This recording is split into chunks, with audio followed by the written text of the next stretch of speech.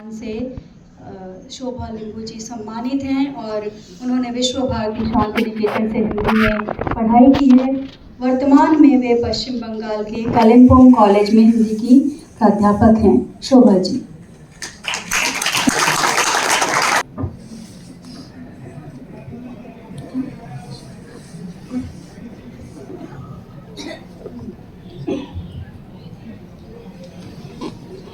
नमस्कार। आज India international central सभादल में उपस्थित हमारे बीच सम्माननीय वरिष्ठ साहित्यकार, मेरे साहित्य प्रेमी, कला प्रेमी मित्रगणों को मेरा नमस्कार, अभिवादन। मैं शोभा लिंबू भारत के उत्तरी पूर्वी क्षेत्र कालिम्पोंग से हूँ और आज दिल्ली में आप सभी के साथ बहुत खुशी का अनुभव हो रहा है और आज बहुत ही खास दिन है। यहाँ हम हिंदी उपन्यास के स्त्री वर्ष के रूप में 9 स्त्री कथाकारों के उपन्यास का लोकार्पण एक साथ होना यह एक उत्सव के समान ही है। और हिंदी उपन्यास का स्त्री वर्ष 2025 के रूप में मनाने का जो कदम राजकमल प्रकाशन समूह ने उठाई है, सचमुच प्रशंसनीय है। आशा करती हूँ कि यह श्रृंखला लगातार चलता रहे और उन युगों से दबी हुई स्त्रियों की आवाज़ें अब बंद नहीं रखनी है, बल्कि अब उन बेड़ियों को तोड़कर खुलकर अपनी भावनाओं, कुंठाओं, अभिलाषाओं को बताने का समय आ गया है। आज स्त्रियां सचमुच बोलने की साहस कर रही है। अपने अपने साहित्य लेखन में, कार्य क्षेत्र के माध्यम से यह हम सब अनुभव कर रहे हैं जो द्रष्टव्य है।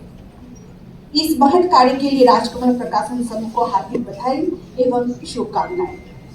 मैं जिस क्षेत्र से हूँ, मुख्य रूप से अंग्रेजी, नेपाली आधिकारिक भाषा के रूप में हम लोग व्यवहार करते हैं और हिंदी हम संपर्क भाषा के रूप में हम सब व्यवहार करते हैं, क्योंकि हिंदी हमें बहुत प्रिय है। हमारे क्षेत्र में हिंदी साहित्य पर लिखने वाले रचनाकार बहुत ही कम है, नहीं के बराबर है।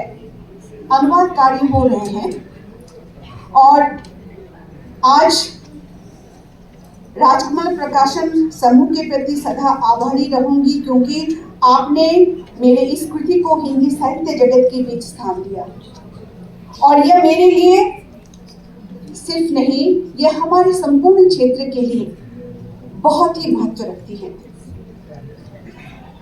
और आज मैं जिस उपन्यास की बात करने जा रही हूँ, सुखमाया हंगमा उपन्यास की मुख्य पात्र सुखमाया मेरे जीवन की सबसे बड़ी आदर्श महिलाओं में से एक है, या रोल मॉडल भी कह सकते हैं।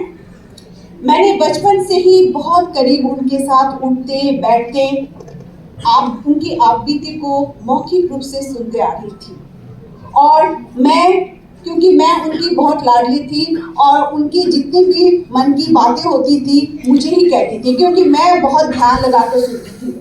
और सुखमाया हंगमा जिस महिला की बात कर रही हूँ, वह मेरी नानी थी और वो हमारे परिवार की सबसे विरासत के रूप में, एक संपदा के रूप में वो थी। और मैंने उनकी जो बीती घटनाओं को अपने बचपन से लेकर अपनी मानस पटल पर कैद कर रखी थी और बाद में मुझे एहसास हुआ कि उनका जो जीवन संघर्ष है, उन्होंने अपनी जो कोई मामूली संघर्ष नहीं था, उनकी उन संवेदना, सहचेतना, धड़कनों को महसूस कर उनकी दबी हुई अनकही आवाज को इस उपन्यास के माध्यम से उजागर करने का प्रयास किया है। उन्होंने सारा जीवन अपनी इच्छाओं को दबाकर रखा